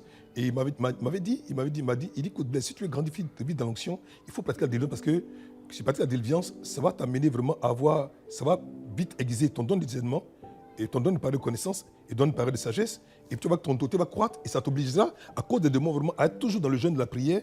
Et donc, ça te maintiendra consacré. Et donc, cette leçon-là, je l'ai gardée jusqu'à aujourd'hui. Donc, effectivement, lorsqu'on est parti, on partait à ces croisades-là, justement, on restait vraiment, je vais dire, complètement éveillé, complètement consacré, complètement arrêté, complètement... Tant que je n'ai pas confirmé le pourquoi est-ce que je suis parti à cette croisade, je m'assure de ne pas dormir. Donc, ce sont des choses qui, aujourd'hui, quand je regarde en arrière, je me rends compte que c'est quelque chose qui manque véritablement et profondément à l'Église. Parce que de voir un homme qui fait une croisade, et la croisade, par exemple, on va dire par exemple, à l'époque on ne comptait pas, hein, on va dire, bon, par exemple, le stade de l'université, non, le stade de l'université était rempli, mais quand il fait ces gens de veillée, il m'appelait, il dit, Blaise, viens, parce que c'est une délivrance, et moi j'étais à la délivrance. Moi, je ne suis pas la vieille du jour, je suis à la délivrance. Et quand Kakou met à la délivrance, et j'étais chef de délivrance, je gérais donc la délivrance, imaginez-vous que vous n'avez pas pardon, parce qu'il n'y a pas une minute, il n'y a pas un cas qui vient, ce n'est pas possible. Donc je me souviens très bien que lorsqu'on fait cette grande veillée là déjà, à l'époque quand il y avait l'église encore de la Porte Balai qui était là-bas, c'est un grand programme qu'il avait organisé, donc j'étais à la délivrance justement, j'ai été confronté à un des cas les plus... c'est terrible. Alors, on était à la délivrance, il y avait donc des gens qui venaient en masse, des femmes, des hommes qui venaient, donc il y avait plusieurs cas, donc je supervisais un peu la délivrance, comment ça se produisait. Puis voici que j'ai vu que 2-3 des personnes qui étaient à la délivrance ont fui la délivrance. Je dis, mais qu'est-ce qui se passe? Il dit, ah papa, il y a un cas là-bas, là, vraiment, non, ça là, nous on ne peut pas. Donc je suis allé voir et effectivement, j'ai vu des choses que je ne peux pas traduire ici parce que c'est... Vous savez qu'aujourd'hui, le monde évangélique a changé. Il y a des choses que si tu partages déjà, les gens ne vont pas bien comprendre déjà. Mais j'ai vu le pouvoir des eaux se manifester avec une acuité que jamais je n'avais vue. Et c'est comme ça que je peux dire qu'en pratiquant le plus souvent la délivrance, parce qu'il me mettait beaucoup sur la délivrance, la capacité de comprendre, de connaître les esprits et leurs manifestations déjà, parce qu'il faisait les enseignements dont le thème était les démons et leurs œuvres. Et quand il faisait ce thème-là déjà, en réalité, tous les démons de toutes sortes, les démons de la terre, les démons des eaux, de la sorcellerie, l'esprit humain, bon, ça se manifeste partout, les sirènes des eaux, enfin, ce qu'on appelle sirènes des eaux aujourd'hui. Ça, c'est Kakou Sévérin, tout ça. C'est une terminologie de son époque. Tous ces esprits-là se manifestaient et on a vécu des choses tellement étranges. Des filles qui, ma foi, dans les cheveux changent de couleur, changent de Dieu. Tu là, quand tu fais la demande à quelqu'un, tu vois comme c'est quoi des cas de poissons qui sortent. Mais c'était des choses étranges qu'on a vécues. Mais il fallait être au moins pour être sûr qu'après ça, tu peux avoir des conséquences. Et c'était ça. Moi, le plus souvent, c'est la délivrance que l'homme de Dieu me plaçait parce que j'aimais ça. Et puis, je pense qu'il m'avait donné aussi l'aptitude pour faire ce travail. Voilà ce que je veux dire. D'accord, merci papa. On va maintenant aborder un pan assez triste de la vie du révérend prophète des nations Kakou Sévérin, sa mort. Alors, vous étiez où et comment vous avez senti, comment vous avez appris la nouvelle de sa mort? Alors, vraiment, j'aurais tellement voulu qu'on n'arrive pas à cette question, mais oui, j'étais à Boaké. D'abord, avant ça, il faut préciser déjà qu'avant justement sa mort, il était venu m'aboquer me voir. Et il devait rencontrer une autorité qui était à Katula, puisque tout le monde voulait le voir à l'époque. Kakou avait été une caractère telle que jusqu'à la présidence, tout le monde cherchait à voir Kakou avec soi. Et comme il avait reçu beaucoup de menaces de mort et tout, donc lorsqu'il se déplaçait maintenant, son véhicule était donc protégé par 2 camions de la gendarmerie. pour le protéger, pour dire combien de fois le niveau de persécution avait été élevé le concernant, à cause de l'impact qu'il avait, qui était un impact purement national. Et il est donc venu à la maison, puisque quand il venait, c'est chez moi qui restait à l'époque à Boaké, où une chambre tout entière lui avait été consacrée, il avait ses affaires. Donc comme tout le monde savait qu'il venait chez moi, il est quand même venu me dire « Ah, Blaise, tu sais que si je reste là, toi et moi, on n'a pas de vie. Donc j'ai un autre de mes fils qui est à Katula, je viens te voir, mais je vais aller dormir là-bas, et puis demain on va se voir, puisque on avait ouvert un compte à l'époque, là, où il venait pour choses déjà. Donc j'ai dit « Bon, le lendemain, on allait partir à la banque pour faire un certain nombre de choses. » Donc c'est comme ça que lorsqu'on me parlait, il avait me voir quand on discutait, il me dit « Ah, vraiment, quand il a fini, qu'il est parti, il était en voiture, il m'a appelé au téléphone, puis il parlait. Puis il me dit « Non, je suis fatigué, je n'en peux plus. » J'ai dit « Mais pourquoi que vraiment je sens que je vais partir ?» Il dit « Mais non, j'ai commencé à m'énerver. » J'ai dit « Mais le vieux, tu ne peux pas dire des choses comme ça, comment tu me dis que tu es fatigué, que tu... » En fait, le monsieur, il travaillait tellement, tout le monde voulait le voir. Il priait pour tout le monde. C'est-à-dire, je vous assure, il peut s'asseoir le matin, il reçoit jusqu'à des heures indues. Et souvent, c'est sa femme qui voulait de réagir pour sortir son mari de là, sinon tout le monde voulait le voir. Même quand il était à l'hôpital, les gens le trouvaient à l'hôpital pour aller prier pour lui. Donc il me dit ça, j'ai dit, mais lui, si t'es fatigué, on va en France, pas au Canada. Mais bon, donc il m'en parlait, puis il me disait, non, donc je pense que je vais partir, je vais mourir. J'ai dit non. Donc ma femme et moi, on s'est réveillés, mais il dit, qu'est-ce que je dis quoi? Puis tous les deux, on a commencé à s'inquiéter. On était au téléphone, il conduisait, qu'elle nous parlait. Parce que c'est là quand tu es là, on a parlé pendant, on va dire, peut-être plus de 40 minutes au téléphone. Et donc vraiment, j'étais inquiet. J'avoue qu'honnêtement, j'étais inquiet. Donc j'ai commencé à dire non, ne dis pas ça, tu ne vas pas mourir. Satan est vaincu, l'esprit de moi, tu es vaincu. Mais en fait, parce que comme s'il me préparait déjà, parce que je pense que d'une manière ou d'une autre, les hommes de sa trempe savaient. Je pense que Dieu a dû lui dire qu'il allait le prendre.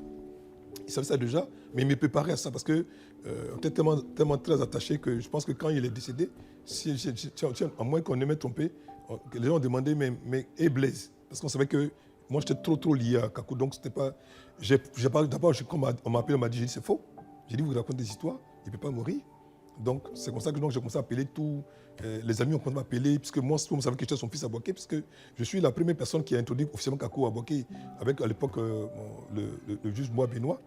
Donc, on me connaissait comme étant dans le milieu, la personne qui l'a vraiment introduit avec les programmes là-bas, que le grand programme que je faisais, on parlait du carnaval, du Boaké, tout ça, même à l'église, c'était par mon touchement qui venait. Donc tout le monde savait que, on peut dire en guillemets, j'étais même victime de l'introduction de Kakou à Boaké à cause de l'onction, parce que l'onction n'était pas encore connue à Boaké, et c'est Kakou qui a commencé à manifester cette onction là-bas déjà, qui a pris vraiment Boaké. Donc j'ai été beaucoup victime de ça, les gens m'ont beaucoup fatigué, beaucoup persécuté à cause de cette affaire. Donc la grâce qu'il avait, et que j'avais commencé à faire introduire à Boaké, parce que pour moi, comme c'était une grâce qui était bonne, je voulais que l'église de Boaké puisse en bénéficier, mais beaucoup d'hommes de Dieu à Boaké, j'ai bien beaucoup d'hommes de Dieu, j'ai été vraiment ouf, j'ai souffert de ça, j'ai été traité de tous les noms, j'ai payé le prix comme se doit déjà, mais je suis resté sans réagir parce que pour moi, ce sont mes pères, ce sont des hommes de Dieu, ils ne comprennent pas ce que j'avais compris, ce que j'avais vu, mais après, beaucoup parmi eux ont compris que j'étais trompé en me jugeant, on va dire précipitamment et de façon à tort. Donc, quand j'ai reçu la nouvelle, c'est après comme ça que j'ai trouvé pour joindre des personnes très proches de lui.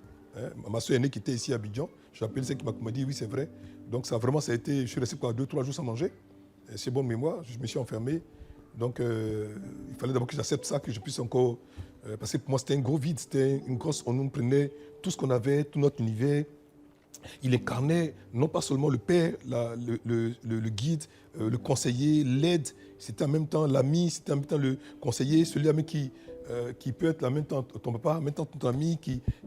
Kakou, il avait plusieurs casquettes en même temps. Et c'était un gros vide. En tout cas, pour moi, c'était un gros vide de savoir ça. Et moi et ma femme, il était vraiment pour nous quelque chose de tellement important. Ça n'a pas été facile, ça n'a pas été aisé. C'est pour preuve. Tellement je n'ai pas voulu faire, mais je n'ai pas voulu regarder son corps quand il était décédé. Je n'ai pas voulu regarder. J'ai refusé de regarder son corps. Parce que pour moi, les hommes de l'esprit, comme Kakou ne m'aime pas, ça vit dans l'esprit. Donc pour vous montrer un peu l'impact de ce que ça a eu sur moi et sur ma famille.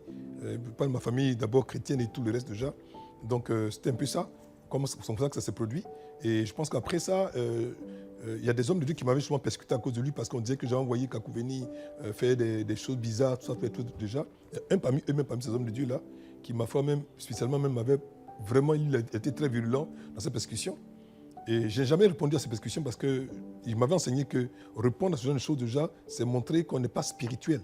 Donc, un vrai homme de Dieu, un vrai croyant, la persécution fait partie, c'est le réveil de l'onction qu'il porte. Un homme qui est, la Bible dit, tous ceux qui vont vivre précisément de Christ Nazareth seront persécutés. Donc, lorsque tu marches dans la vie chrétienne et que tu sers Dieu et que tu œuvres pour Dieu, il va sentir que l'élément persécution sera toujours à côté de ce que tu vas faire parce qu'il ne peut pas avoir de consécration, de manifestation de la grâce et la gloire de Dieu sans que la persécution ne soit à côté parce que la persécution est l'âme des jaloux et l'âme de ceux-là qui ne comprennent pas encore les choses nouvelles de l'esprit. Donc j'ai accepté ça on va dire de bonne guerre. Et puis un de ces pasteurs-là, le jour qu'il a eu ça déjà, quelques jours après, il me cherche, avant qu'on ne parte à vous pour les funérailles, il m'a cherché, je ne comprends pas pourquoi. Et c'est bizarre, c'est quand il est mort que tous ceux qui l'ont critiqué, maintenant voulaient le rencontrer. C'est assez bizarre, c'est assez paradoxal, mais c'est ce qui est passé. Et ce pasteur en question, il m'a cherché pendant 2-3 jours, et quand il m'a trouvé en pleurant. Je dis, mais tu pleures pourquoi? Il dit, non, je me repentis, je t'ai fait du tort, j'ai gâté ton nom dans la ville de Boaké, je t'ai fait tous les noms, ton père se souvient de tous les noms. Mais quand il est mort, le pasteur en question, je vous dis, s'il a menti, c'est que c'est lui, si ce qu'il a dit c'est faux, c'est que c'est le pasteur qui a menti. Mais je vous dis ce qu'il m'a dit en substance. Il disait qu'il se lavait, et pendant qu'il se lavait, automatiquement, un ange est descendu de sa douche, et puis c'est comme si on l'a pris par la chopine, il est sorti son corps, et puis il est monté au ciel. Et quand il est monté au ciel, il est rentré au ciel et puis il a vu, il y avait comme une grande affluence, il y avait une effervescence des anges, ça courait partout. Comme quand quelqu'un doit venir et puis tout le monde court, on fait le préparatif. Et puis il demande, mais pourquoi ça court comme ça? Et puis l'ange qui l'a appelé dit, attends, tu vas voir pourquoi ça court, attends 2 minutes. Et puis à un moment donné, il voit au fond là-bas, il voit qu'il y a une possession qui arrive, ça crie, ça crie, tout le monde crie, ça vainqueur des nations, vainqueur des nations, vainqueur des nations, vraiment nous sommes contents de toi. Il dit, mais il y avait comme une effervescence, la joie, tout le monde, ça criait. Et puis il voit quelqu'un qui vient, mais il a porté une robe blanche, longue. Elle est longue, avec une traîne. Et puis la traîne là, il y a beaucoup d'hommes derrière qui rentrent avec eux dans le ciel. Mais il dit, quand vous voyez la femme qui s'est mariée à la longue traîne là, il dit, il n'a jamais une traîne comme ça, longue. Mais ça venait, le monde venait avec lui. Mais plus il se rapprochait, et puis il dit, mais c'est Kakou. Et puis là, je dis, justement, c'est Kakou. Il dit, quand tu ne connais pas un homme là, ne parle pas de lui. Donc, il voit Kakou rentrer, puis maintenant, il voit loin là-bas, il voit comme il y a un trône qui est là, loin, mais il ne voit pas, il y a comme une brume, il y a des éclairs, il y a du feu, et puis une voix vient pour dire, tu ne sais pas qui c'est, et tu parles de lui. Je vais te dire aujourd'hui qui est mon fils, qui est mon serviteur Kakou, c'est vrai, tu vas voir qui il est. Et puis il se tourne comme ça, il regarde, il voit une grosse couronne comme ça, en or massif, avec des petits diamants tout autour. Mais il y en avait autant, mais il y en avait tellement. Et puis Dieu lui dit, prends cette couronne-là, il dit au pasteur, et mets ça sur la tête de mon serviteur Kakou, c'est vrai. Il tremble comme ça, il tremblait. Il dit, Seigneur, il dit, prends, mets ça sur la tête de Kakou, c'est vrai. Tu parles de lui, tu sais pas tu parles de lui. Donc il veut soulever la couronne, il peut la soulever. Dieu lui dit maintenant, tu ne peux même pas porter sa couronne. Et tu oses critiquer son serviteur, tu l'as agressé. Si tu n'arrêtes pas ça, tu vas voir ce que je vais te faire. Et maintenant le Seigneur demande à un ange de venir, et c'est l'ange qui prend la couronne à terre et qui la pose sur la tête de Kakou. Et puis Kakou maintenant est entré. Il dit, moi j'ai vu sa résidence. Il a dit, je vous dis ce qu'il m'a dit. Il dit, la résidence de Kakou Sévérin au ciel était un manoir. Et puis c'est marqué dessus comme ça, en grand, prophète de nation Kakou Sévérin. Et quand l'homme de Dieu est rentré, il a vu la clé comme ça, qui balançait devant comme ça, devant le manoir, qui balançait devant comme ça. Et puis c'est comme ça que l'ange l'a ramené sur la terre. Donc il a arrêté, il s'est assis par terre, nu là. Il a dit, pardon, Seigneur, pardon, je n'ai plus fait. Et puis Dieu lui a dit que tout, tu vois, les petites couronnes en diamant que tu as vu dedans, c'est tous les âmes qu'il a gagnées pour moi, son Dieu. Et toi, qu'est-ce que tu as fait?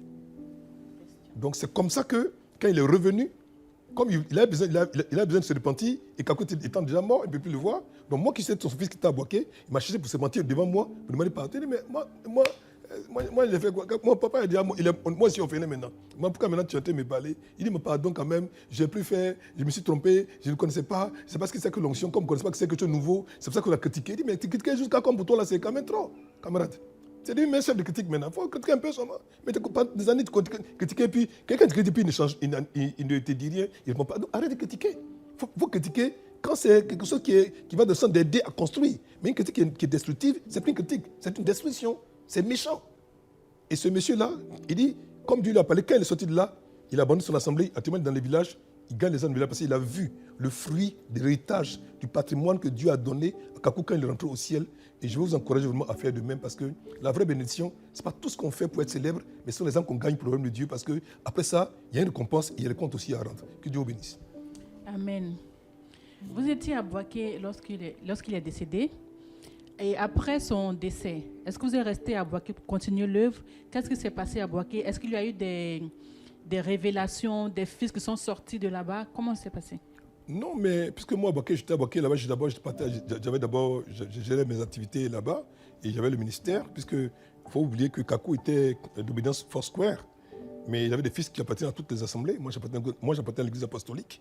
Donc, étant de cette église déjà, il y avait d'autres fils aussi qui étaient d'autres assemblées qui venaient. Donc, la foi de Kakou, c'est qu'il pouvait rassembler plusieurs dénominations autour de lui. Et si bien que tout ce qu'il y avait comme, on va dire, doctrine disparaissait, et ce qui restait en substance, c'était Jésus-Christ Nazareth, sa parole, son onction et sa consécration. Et ça, c'est ceux qui étaient capables de pouvoir rassembler tout le monde autour du Christ et sa parole, et le faire sans qu'il y ait vraiment de discussion. Et donc, c'est vrai, quand il est parti, nous, on a continué à faire le travail, on a continué parce qu'il fallait pouvoir continuer déjà.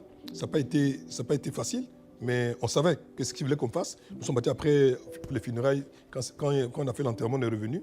On a continué à faire l'œuvre de Dieu. Et je tiens à préciser que après ça, par le canal donc, de son épouse qui avait ouvert donc, le MP donc, en France, c'est comme ça qu'on a eu donc, la capacité d'être parti là-bas dans le cadre des missions là-bas déjà. Et le travail qu'il a commencé ici déjà, sa femme aussi, que je salue au passage, elle a fait un travail remarquable, formidable et puissant au niveau de la France, au niveau justement de la région qu'on appelle le 77 en France là-bas déjà. Et il avait une très grande église qui était donc l'église de la mission de la puissance de l'évangile qui tenait du monde. Et je pense, si je ne m'abuse, que déjà, à cette époque-là, vraiment, l'une des plus grandes églises évangéliques là-bas en France, c'est cette dame-là, vraiment, la femme de Kakou Sévérin, qui la détenait. Une église vraiment où des hommes ont été convertis, des artistes ont été convertis, où beaucoup de chrétiens vraiment ont été faits déjà, parce que le Kakou était cette partie. Mais l'onction de Kakou était restée sur ses fils et ses filles. Et c'est cette pérennisation justement de son œuvre, de son ouvrage que nous avons continué. Je pense qu'aujourd'hui, il a encore beaucoup de fils qui sont un peu partout dans le monde, qui sont installés partout, qui travaillent déjà. Et je pense que Dieu a permis que ça se passe le mieux. Voilà ce que je peux dire à ce propos. Lila, des questions? Oui, au fait, je comprends que cette période était très difficile. Donc, j'aimerais savoir quelle parole la plus forte a pu réconforter papa dans cette période. Non, j'avoue qu'il n'y a pas eu de parole, vraiment pas eu de parole, mais je pense que, vous savez, les hommes de l'esprit, c'est vrai que c'était depuis ma un choc émotionnel, et il fallait pouvoir encaisser, pouvoir digérer, et puis maintenant pouvoir continuer de vivre déjà. Comme je sais bien dit, comme il était parti, mais que sa femme était là, donc le Kakou Willy, donc ça a été, on va dire, c'est comme si elle a pris la relève. Donc l'amour qu'on avait déjà pour le père, ça a été traduit déjà sur la maman qui était restée là déjà, qui a la même passion que son époux, que son mari. Elle, c'est une grande force, c'est une femme qui jeûne. Elle jeûne énormément.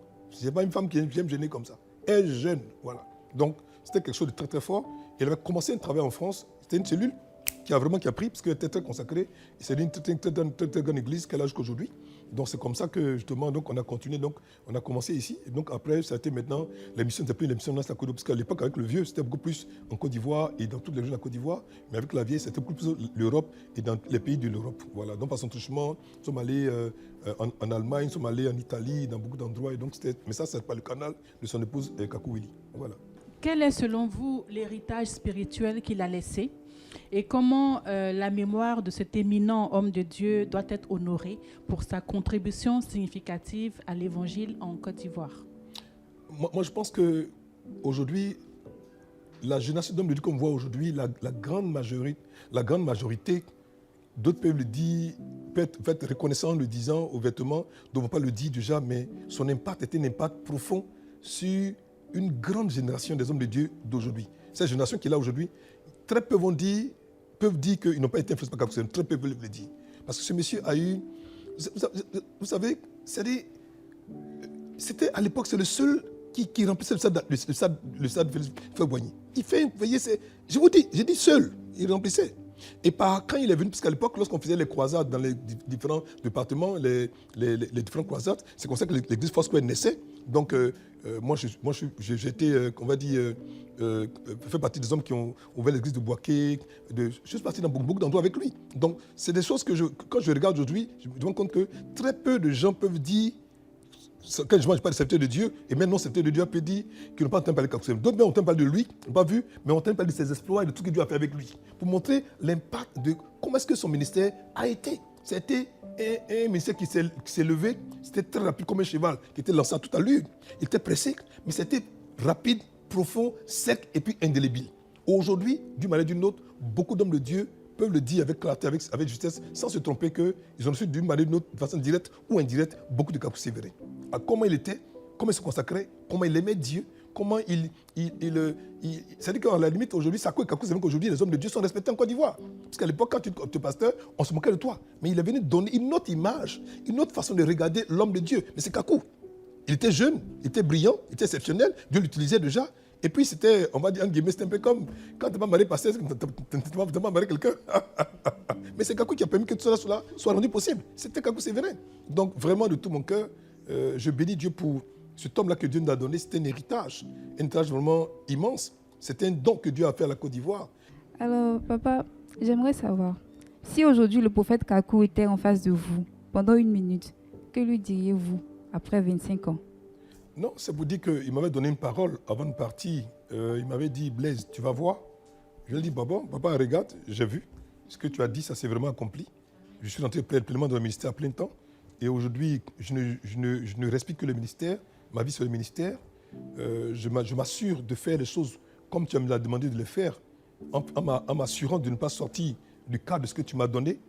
Je vais rester attaché, on va dire droitement et sérieusement vraiment aux consignes, aux conseils que tu m'as donnés. Parce que le plus important, ce n'est pas tant soit d'avoir cette célébrité, mais c'est de finir la course valablement et comme tu l'as fini, afin que demain, que Dieu puisse me dire, entre dans mon repos, bon et fidèle serviteur. Et pour moi, ce sont ces valeurs, ces conseils qui, par moi, lorsque tu penses à ces choses déjà, tu te dois de faire attention à là où tu mets ton pied, à comment tu gères le ministère. Vous savez que les hommes de Dieu aujourd'hui, lorsque les choses se produisent, de fait, on apporte un jugement, on ne sait pas comprendre qu'est-ce qui s'est passé, mais on les juge déjà, mais on ne sait pas en réalité qu'est-ce que les hommes de Dieu ont dû. Et je peux dire une chose, c'est que Kakou Sévérin a beaucoup souffert de la persécution en Côte d'Ivoire. Il a été jalousé, l'ingratitude que ce monsieur a vécue, l'humiliation, les calomnies qu'on a données à ce monsieur. Vous n'avez même pas idée de l'ampleur de ce que ça veut dire. Moi, je voyais comme une fois, moi, il pleurait.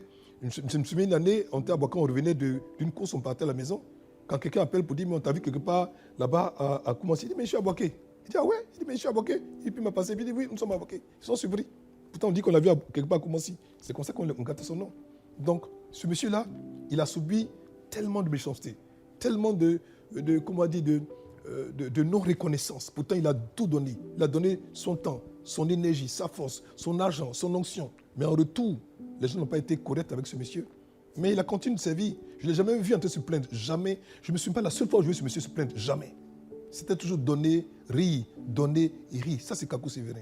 Donc, pour moi, aujourd'hui, je pense que ce serait vraiment sage qu'aujourd'hui, nous gardions ces vertus et ces valeurs que nous avons communiquées déjà, afin que la génération qui va venir après nous déjà puisse avoir, elle aussi, quelque chose on peut leur passer le relais. Que Kakou nous a donné, on veut leur donner, mais comme ça doit, pour qu'eux aussi puissent continuer l'œuvre que Kakou a commencé à débuter. Voilà ce que je peux dire. Merci beaucoup, papa. Doris, je te passe la parole. Oui. Avant votre mot de fin, j'aimerais savoir quels sont vos rapports avec vos frères d'armes, on va dire. Ouf. Bon, vous savez que moi en général, j'ai de bons rapports avec tout le monde. En tout cas, c'est ce que moi je pense. Je vois tout le monde déjà. Donc, pour ceux que je vois par moment, que je rencontre, je pense qu'il n'y a pas longtemps, j'ai rencontré Fouad Azali Didier, qui est un de ses fils, un très bon fils de Frère Kakou Sévérin, qui était un très bon ami d'ailleurs. On a parlé tout à l'heure même d'ailleurs. J'ai rencontré aussi le prophète Olivier Gawa, un prophète d'exception, un homme remarquable. J'ai aussi, tout à l'heure vous avez notre pasteur Sango qui parlait là déjà. J'ai aussi tout avec cet homme, quelques-uns qu'on voit, parce que la majeure partie de Kakou Sévérin, beaucoup sont en Allemagne, en France, en Russie. Ils sont dispersés. Mais lorsqu'on se rencontre soit à l'aéroport ou à une correspondance qu'on se voit, bon, c'est vraiment très convivial, on rigole, et ça se passe très bien. Voilà. D'accord. Votre mot de fin? Alors, moi, je tenais à dire merci à Dieu. C'était pour moi le moment d'être reconnaissant. Ça fait quand même 25 ans. Ce n'est pas 10 jours, ce n'est pas 20 jours, ce n'est pas 25 jours. C'est 25 ans qu'il est parti. Il était vraiment important qu'en cette année, 2026, nous puissions faire un récap de la vie de ce grand homme pour encourager, pour motiver, pour pouvoir inspirer encore la jeune génération, pour leur dire qu'on peut servir Dieu, on peut être zélé, on peut être passionné, mais il faut le faire avec les valeurs qui, ma foi, permettront de pouvoir sécuriser et baliser notre avenir pour que la fin de cette entreprise soit pour la gloire et pour l'honneur de Dieu. Aujourd'hui, il y a tellement de choses aujourd'hui que même on a même peur de se laisser imposer les mains. À l'époque, ce n'était pas le cas. Tout le monde cherchait un homme de Dieu pour se laisser imposer les mains. Et Kakou a été cette personne-là qui, ma foi, a valorisé, a donné un autre regard sur l'évangile et sur l'homme de Dieu en Côte d'Ivoire. Il a restauré, il a renouvelé, il a peaufiné la position et la statue d'homme de Dieu. C'est Kakou qui était, on va dire, l'instrument qu'il lui a donné déjà. Pour sa part, pour sa génération. Il y avait d'autres hommes au temps de Kakou, comme Agnès Marcel, tout ça, tout et tout, mais pour nous, celui qui était proche de nous déjà, qu'on connaissait, qu'on aimait, c'était Kakou Sévérin, parce que c'était l'homme de notre génération, l'homme qui nous a aimés, l'homme qui nous a montré, l'homme qui a pris et qui n'a pas gardé pour lui seul, mais qui a partagé ce que Dieu lui avait donné. Et je peux dire merci à Dieu, je ne peux que dire merci à Dieu pour lui et pour sa vie. Que Dieu bénisse son serviteur et que Dieu permette que, peut-être qu'après nous, qu'il y ait encore d'autres Kakou Sévérin. Que Dieu vous bénisse. Portez-vous bien, à très bientôt. Au revoir. Amen. Au terme de cette émission, une certitude demeure, le passage du révérend et prophète des nations, Kakou Sévérin, parmi nous n'a pas été une simple chronologie de faits, mais une véritable onde de choc spirituel. De son vivant à son départ prématuré, il a prouvé que la valeur d'une vie ne se mesure pas à sa durée, mais à l'intensité de son héritage. Il n'a pas seulement prêché l'Évangile, il l'a imposé comme une force de transformation en Côte d'Ivoire et bien au-delà. Aujourd'hui, nous ne pleurons pas une absence, nous célébrons une présence qui perdure à travers chaque âme qu'il a réveillée. Nous tenons à exprimer notre profonde gratitude au révérend Blaise Kanga. Merci, Papa, d'avoir porté cette vision avec le cœur d'un fils fidèle, permettant ainsi à la flamme de ne jamais s'éteindre. Un immense bravo à toute l'équipe technique, de production et à la maquilleuse pour votre promptitude exemplaire et ce dévouement qui a rendu cet hommage possible. Kakou Sévérin disait par sa vie que le ciel est réel. À nous, désormais, de rendre cet héritage vivant par nos actes. Merci de nous avoir suivis. Restez connectés à l'essentiel. Et on finit avec la prière. Seigneur, nous te disons merci encore pour cette émission témoignage, cette émission pour rendre hommage à ton serviteur, le prophète des nations, le prophète Kakou Sévérin, pour l'impact profond, l'impact puissant, l'impact indélébile et éternel qu'il a laissé dans le ministère et dans le corps de Christ. Depuis la Côte d'Ivoire jusqu'au septième de la terre. Seigneur, merci encore pour nous. Nous avons voulu à notre manière rendre cet hommage pour dire à Dieu merci d'avoir donné Kakou Sévérin à la Côte d'Ivoire et au monde entier. Seigneur, merci encore de nous donner la force de continuer l'œuvre qu'il avait initiée, qu'il avait inaugurée. Nous voulons bénir tous les hommes de Dieu, les ministères, leurs églises, leurs assemblées, afin que cette émission soit pour nous comme un signal d'alarme pour nous amener à nous réveiller. Alors que nous sommes vraiment à la fin de la venue, à la fin des temps, et que le Seigneur est proche dans sa venue. Nous voulons croire, Seigneur notre Père, que cette émission permettra que les uns et les autres prennent conscience pour dire, de même que ce monsieur, que dis-je, ce prophète s'est levé et a secoué une nation. Nous voulons, Père, nous repréparer encore pour la grande moisson des âmes qui est à venir. Et nous croyons que nous ferons partie encore de ce dernier grand réveil que Dieu va susciter encore, afin que, par rapport à ce que Kakou nous a donné, nous puissions encore terminer l'ouvrage qui a été fait. Que Dieu bénisse l'Église en Côte d'Ivoire, que Dieu bénisse les hommes de Dieu en Côte d'Ivoire, que Dieu bénisse leur ministère, que Dieu les garde longtemps et en bonne santé. C'est au nom précieux, au nom puissant, au nom merveilleux de Jésus-Christ que nous avons prié. Et tout le monde dit Amen. Amen.